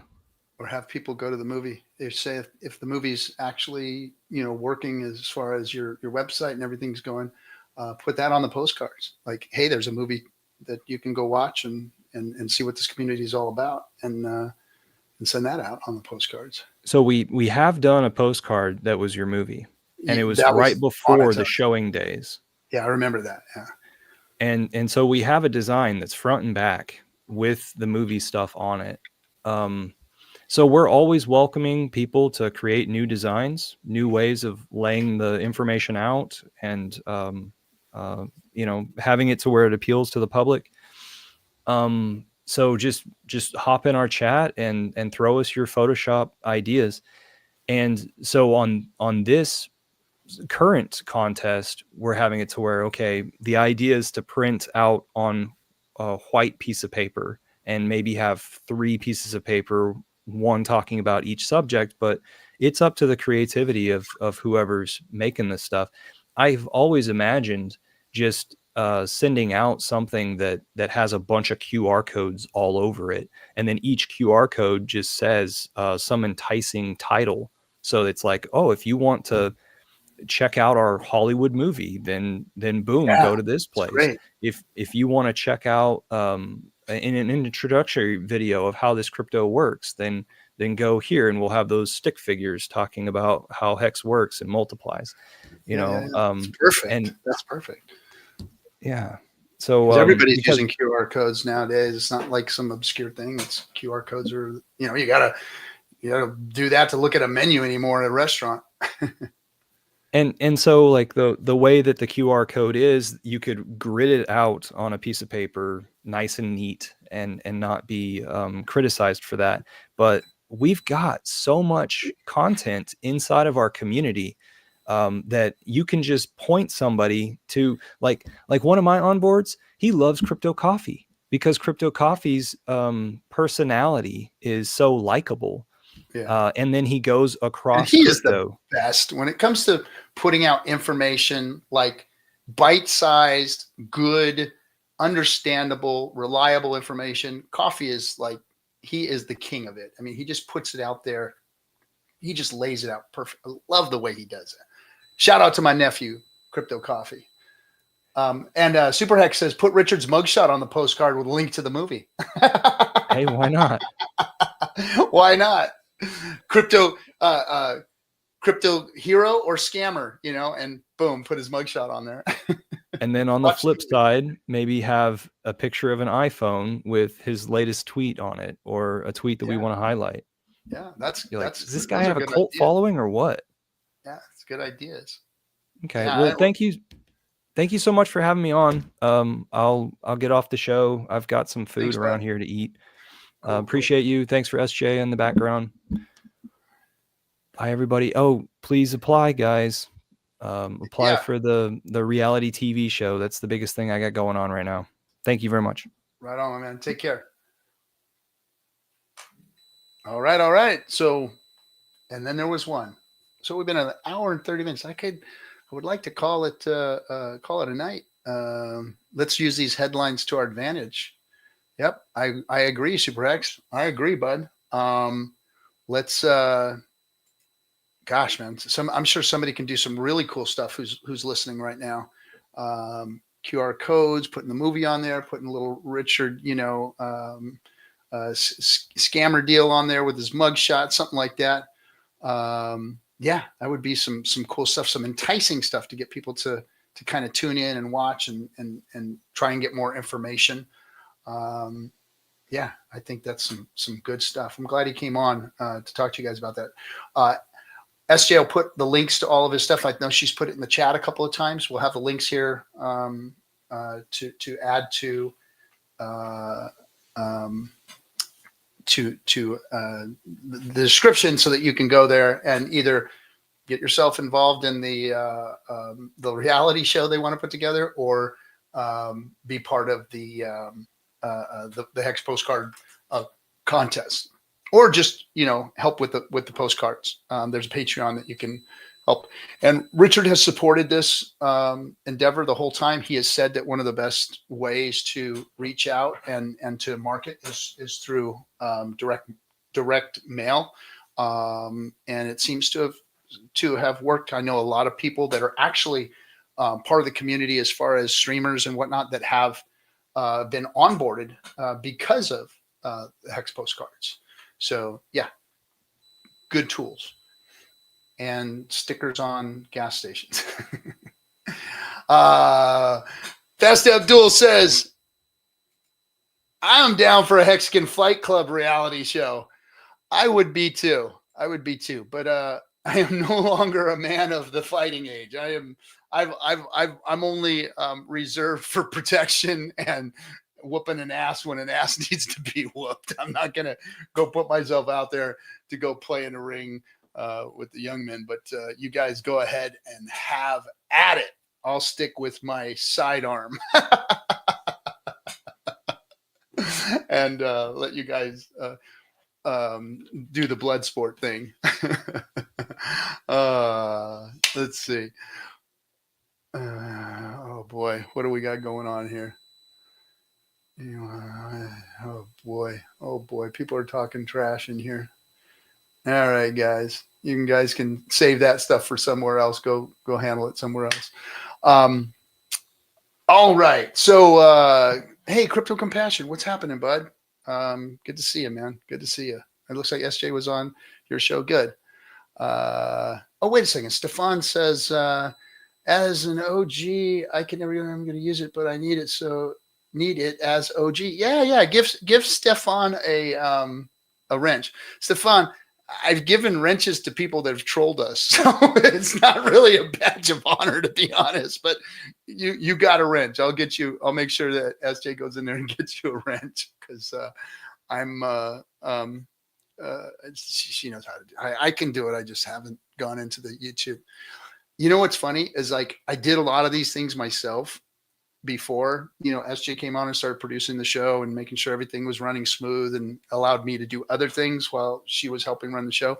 And now I've kind of lost my skills for, I used to be able to come in here and boom, set up the show, boom, put out a thumbnail, boom, boom, boom, boom, boom, boom, boom, boom, hit all the Telegram rooms, ding, ding, ding, within 15 minutes before the show. And I was on running. Now I'm like an hour before and I'm like, SJ, you're going to put on the, even though she's like down with the weather or something, you're going to put the stream together for me because it might take me an hour. Oh, wench. I mean, wench. Yeah. Oh man. So there you go, Stefan. You have a wrench. Always to keep an eye on Dorsey. If Dorsey needs it, put him in timeout. He can sometimes get out of hand. So we need to keep an eye on Dorsey. Let's see. What's that? What is Moondog saying? So not really trash talk, Captain. I offered the kid a 10-unit apartment complex for his project and am still here supporting him and a lot of my others despite his behavior and my concerns for what they're worth. Okay. Not sure what's going on there, but yeah, we can take that offline somewhere. Me and my English, I'm a Swede. Oh, nice. I will be traveling to Europe soon myself and hanging out there and visiting. I'm really liking Europe, guys. I'm sorry. I like Europe. I like the people. I like the atmosphere. I like the ancient cities that are thriving, because here in this country, yes, we have ancient history here, of course. But it was a different ancient history. There's not a lot of that history left, other than oral traditions and my family's traditional way of life, I guess. We have that, but something about places and the ancient places of Europe and being around it and being in these places where people are actually still utilizing the same streets, the cobblestones that were laid down by the Romans and some of the buildings that are put up, 500 years ago and you can stay in them as a hostel or hotel or whatever. And I just love all that stuff. It's really cool. And the people in Europe have just been phenomenal. Just, meeting them, getting to know, different people, different Hexicans and people that are affiliated with different Hexicans. It's just been a pleasure. It's been a lot of fun going out there and meeting folks. And yeah, hopefully I can go out there and conduct some business and be part of the European community because, man, they're really good. They're really good folks. Thanks for all that you do, RG and a Wild SJ. You're welcome, Melv, and thanks for what you do, man. You are a servant, that's for sure. You are a servant. Hexgade will oh shit, Hexgade will have some new memes soon. I know he's gonna put some up of me, man. I know it. He's always busted on me. But that guy is something else. If you've never met Hexgade, like if you were like to put together a Viking, like if you wanted like a specimen of a Viking, Hexgade is that. Like he is a specimen of a human being. First of all, he's freaking 6-something, built like a freaking tank. And then of course he's pretty, so he looks like he's got that. He doesn't have that rough looking Viking face, but if you were like gonna put somebody in a movie to make all the girls happy and scream and all the guys want to be like him, Hexgade, that's him. He's the Viking dude. Like he is the epitome, perfect Adonis Viking guy. So yeah, Hexgade likes to meme, but I take it as a badge of honor also.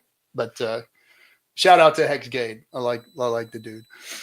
Let's see. We met in London. The other one is Hodl Dog. Hodl Dog's the other one that's just like the same thing. Like if you were to like if he's like freaking 6 foot, I don't know, 6'5", 6'6", something like that. The guy is freaking giant. He's a giant. He is an absolute giant. But yeah, he's another one too, with perfect face and body and the tall and the Viking look. Yeah, that's between Hoddle Dog and Hexcade. Those two guys are something else.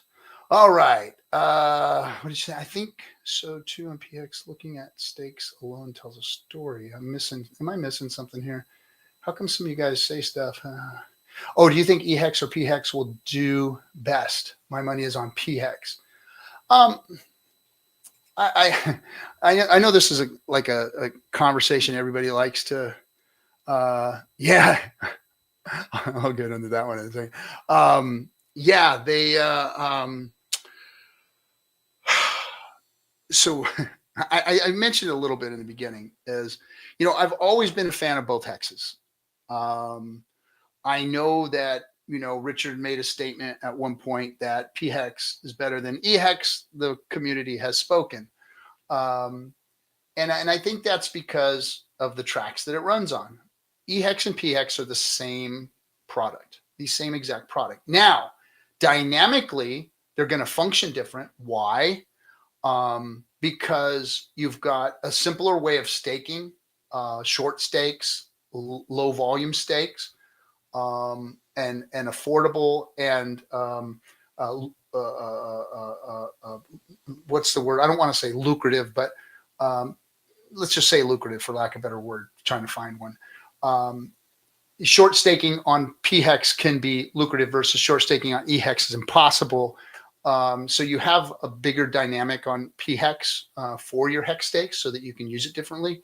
EHEX is loaded with big bags and well, of course PHEX is too, of big payday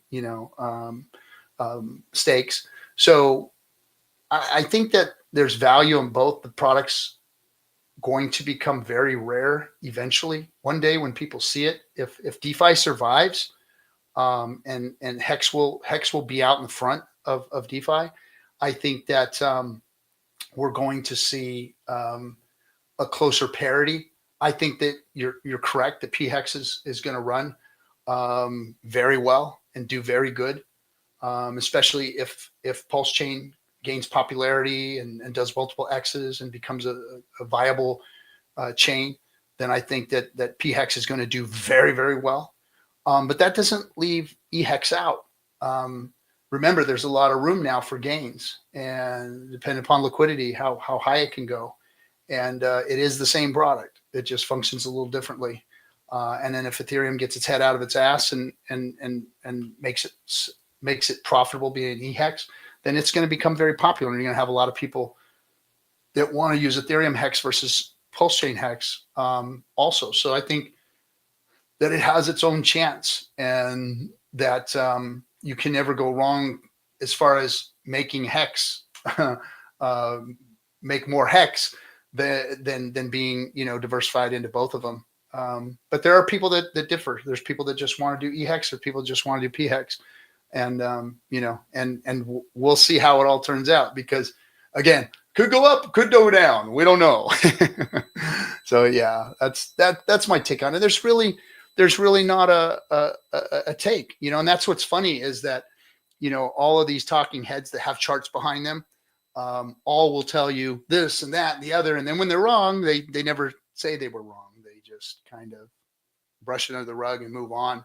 And all the people that followed them, listened to them, did what they thought that they were telling them to do, end up, getting hurt. So it's all about you, your risk tolerance, what you think is going to be better for you personally, and just watching the narrative. That's what I've been doing, watching the narrative, not telling anybody to do anything. I've gotten involved in a bunch of stuff here, some of it good, some of it not so good. But Hex has always been the one thing that I know that has, done me right. And Richard said so. The one thing he said about Hex is you don't know how high the price of this thing can actually go, because of the tool that it is. It's a tool that the whole world is looking for. So let's see, 100%. I'm not sure how to tag Hexcades. target is not you, RG3, and I know he likes you. Yeah, no, man. Me and Hexgate are tight, man. I freaking love that guy, and I know he's my friend in the yeah. Money Gang is a goon too. You know what? The three of those guys together could be like between Money Gang and his big ass and Hexgate. Yeah, that's like a Viking ship right there. Like you wouldn't want to go up against those three white boys. That's for sure. That's a bunch of big dudes right there. Bunch of big dudes wielding axes and swords. That would be something special.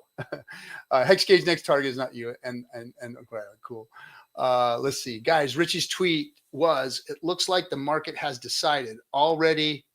A caveated statement. The market literally redecides every day. You're 100% Moondog, so don't be surprised in time. I like where you went with that because it's true. That statement wasn't a fact of where everything is going to go and what's going to be the final outcome, or what is the saying? My past does not define me. And the same here. The eHex's past does not define it.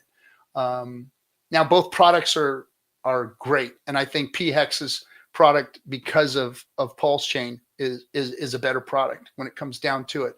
It just has more versatility. That's why we're seeing the price differences. But that doesn't mean that Ethereum's not going to become popular at some. Ethereum Hex is not going to be popular at some time, or Ethereum Hex is not going to have its run, or it's not going to have a whale jump in and move the price. All those things can happen, and more than likely will happen. So it's up to you on how you get involved in these things, if you do get involved. Let's see. Thank God Hex moved to PulseChain. Yep, Chris. Hex can only be used fully on PulseChain. All of its options, yes. All of its options, yes. That's why I say it feels better at this point. And the masses are poor, so they want low fees. Yes. So all of that makes Hex viable. Now, there's people that don't care about fees, and there's people that would rather pay the fees than be part of PulseChain. So let's not forget that too. But that means that eHex is going to have to get popular with outside crypto folks, people from outside coming in. So, there's that hurdle to cross.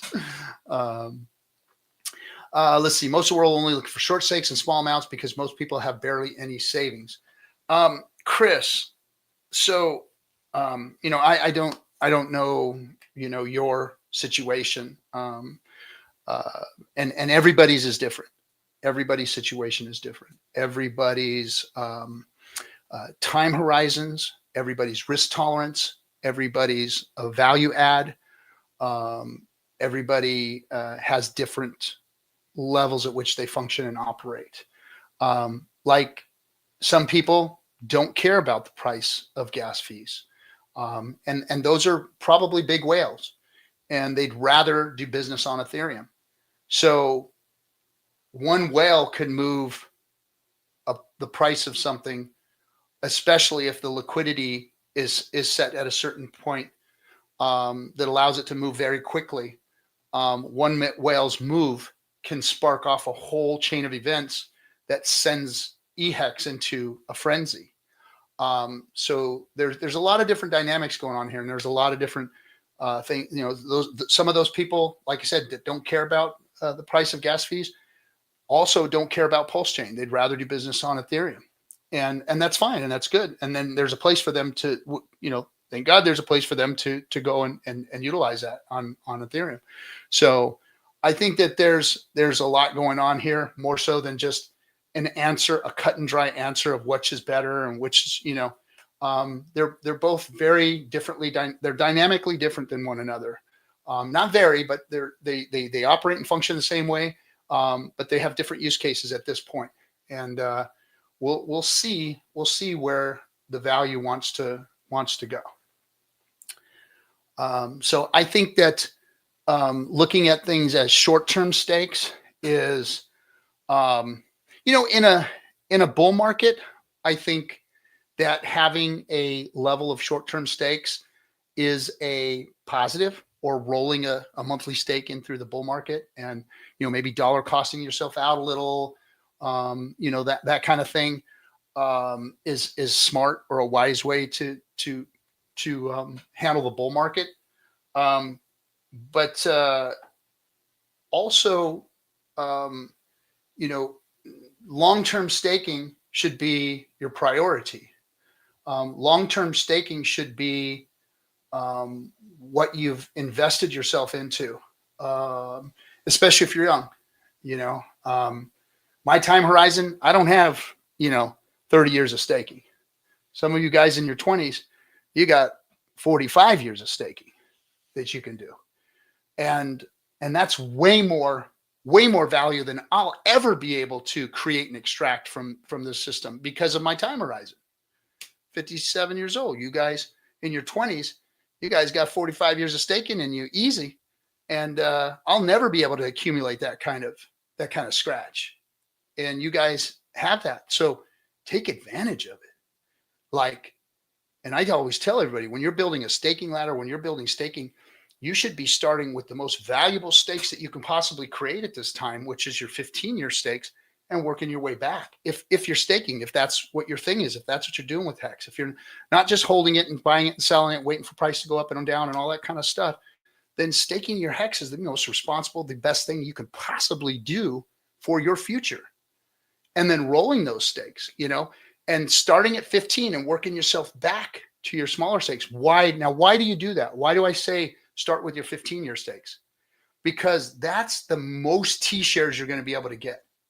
Because if you're dollar costing in and you're just like $100 a week, $200, $500 a week, whatever it is you're putting in, and you're building your staking ladder from a month out to a year to 5 years to 10 years to 15 years, you're losing the power of your staking ability by going that direction versus walking yourself back the other direction, because you're getting more T-shares, because the T-shares are getting more expensive every day you buy them.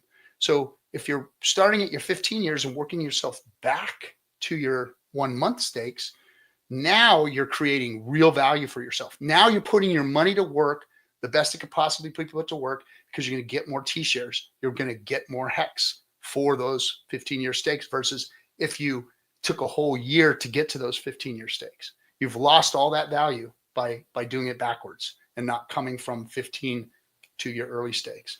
So that's kind of like little advice for people who are building staking ladders and who are putting 15-year stakes together. Some people don't even want to touch that. And I understand. That's a risk that some people don't want to take, and some people don't have that time horizon. Somebody who's 60, 70 years old doesn't want to stake for 15 years, so yeah. Let's see. What do we got going on? Pulse Fiction. Pulse Fiction is a good reality. Yeah, it is. That is a good one. Surfcoin. Oh, that was Surfcoin that said that. Gotcha. Let's see. Yeah, I like that. I like that name. So anyway, that's my little take on how you should kind of roll your stakes in. You should start at your 15, because that's where your value is. That's where you're getting the most bang for your buck. You're getting better T-share prices, and those T-shares are going to work harder for you at those 15-year stakes. I mean, I go into my Hex Scout, and shout out to Hex Scout, man. What an amazing site they have built. Hex Scout has killed it. They have crushed it. What an amazing site. Great job, guys. Really love what you've done. Hats off. One of the best things that have been built and for Hex and on the PulseChain. But you go in there and you look, and I see some of the gains these older stakes are making, and it's like, wow, that is amazing. And what is going on there with these 15-year stakes. And once the 10-year mark comes up, then these things start to grow exponentially. Now, I can't explain the mathematics to you about that. Wales has tried to teach me about how that actually operates and functions as far as the math goes. I am not a math guy. Like freaking calculator here, and I still can't use a damn thing. But anyway, thank God for AI now. AI is really cool for putting stuff in mathematical terms. The math works out to where after the 10-year stakes, because you don't get a bonus anymore after the 10-year 3,741 days of staking or whatever. You don't you see exponential growth, even though you're not getting a bonus after that. The exponential growth in the T-share prices and the amount of hex that you're getting is going to go. It's going to go nuts. It's going to go crazy. So that's where you really start to gain your value in hex. And like I said, I can't explain it to you mathematically, but I know that's how it operates and how it functions. So 10-year stakes, that's where your sweet spot is. That's where you get your full bonuses. Anything after 10, there's no more bonus for staking longer. But you are going to see some crazy sick growth once those time frames and time horizons start to come up. I mean, we're getting 7.2, 7.25 hex per T-share right now. I mean, I remember when it was like next to nothing per T-share, and we were excited about that. And exactly what the mathematics has shown has been the growth, and I explained it from here to here, and then from here to here. Now we're going to go from here to here, and that's my kind of dumb way of saying it. We keep moving up T-share price, and eventually that value is going to catch up. I've talked to a lot of people that do TA and whatnot, and they've told me that Hex and PulseChain is so undervalued right now. It's like so undervalued. PulseChain is running like crazy. It's doing good work. There's so many people building on it. There's really cool products coming out on it, and we don't have the price appreciation that crappy chains have seen. So once it picks up its stride, once it starts moving, then I think we're really going to see PulseChain come into itself. I think that it's going to drive the price of Hex up, the value of Hex up, because really when it comes down to it, it's like PulseChain is one thing, but people are going to see the value in Hex, the ability to DeFi, generate yield with a contract that's immutable, that's been running for 5, 6, 7 years. It's going to be awesome. Hex is going to really catch its stride here. Hopefully during this bull market. I think we're going to see it. I think we're going to see it. I'm going to say, I agree. PX is way undervalued. I love my PXers. Uniswap was $2 last I looked. $2 pulse. Let's go. Yeah, let's see $2 pulse. Oh my gosh, that would be insane. I don't see that right away, but it's possible. Oh, if crazier things have happened. I want to say, I remember when on Coinbase, when it was only Bitcoin, when Ethereum came out, I want to say it was like, I saw it at 35 cents or something. I was like, what is this? I think I even actually bought some of that 35 cent Ethereum. I do remember buying like $35 for sure and $100 Ethereum. I think it was $80 Ethereum. We got $80 Ethereum before the adoption amplifier, and we were using it. There were days where we got over 1,000 or 1,000,000 hex per ETH. So that was like $1 million for $80 or something. So yeah, so that was some pretty interesting times when all that stuff was going on, when Ethereum was really low. The T-share rate is 39,743.40, up 1640. So that's the amount of hex that it takes to make a T-share, and it's been going up and up and up and up and up. And that's how the code is set up. And, you know, when I was saying this early on, people like Eric Wall and all them were calling me an idiot and telling me I was stupid for thinking all of this. And, oh, yeah, look, the guy that doesn't know math is talking about math. Yeah, well, you don't know life, you little fucking pleb. But anyway, the mathematics of an immutable code don't lie, you know. And it was early on, we were like, we knew what was going on, that the price was pumping and we were excited about it. And we knew that these T-shares meant something, but it wasn't until Wales stepped into the light here and started talking with us. And, you know, and we do FN Hangouts like this, and he'd come on and we talk, and he'd do his show and we talk. But afterwards in the green room, we talk math and we talk, you know, about what's going on here. And he got me so fired up by showing me things that were immutable, that were automatically going to happen. The T-share rate going up, the amount of hex per T-share that was going to be paid out, and how that's going to rise. And, you know, and what short-term staking does to the T-share and all of these kinds of things. And it really got exciting at that point to see that not only was this immutable code, that you operated no middlemen, decentralization completely, which was like the most exciting thing to me.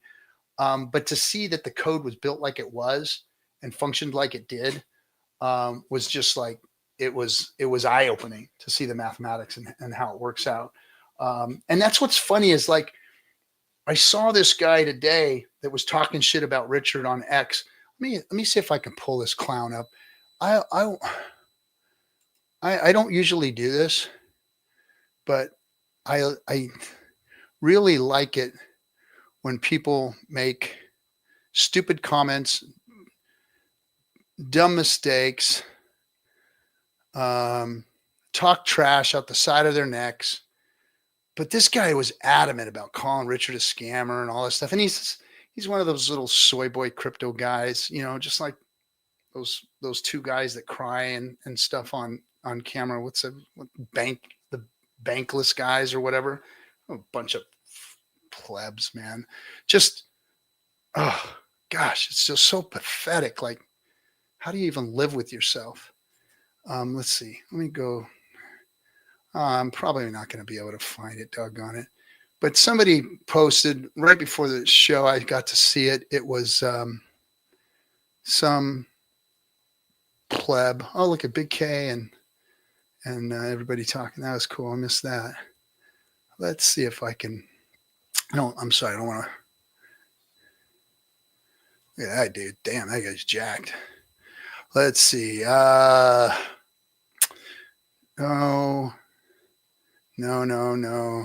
Well, I can't find it. Maybe somebody will see it in there. But anyway, this guy was just on and on about Richard being a scammer. And I told you guys, and you guys should have known, and blah, blah, blah, blah, blah. And it's like, again, uneducated, don't know what they're talking about, coming sideways to get clickbait, to bring content, just to, I guess, get a little notoriety, kicking somebody when they possibly look down, or making others look bad so you look good. That's a one judge of character that when people try to make others look bad so they look good, that is like one of those things that's my pet peeve. When I see people doing that, it's just, it irks me. It really does. There's nothing worse than a human being that does it. I call that the person that will steal your dope and help you look for it, right? They're just those type of people. Like, they got nothing on their own.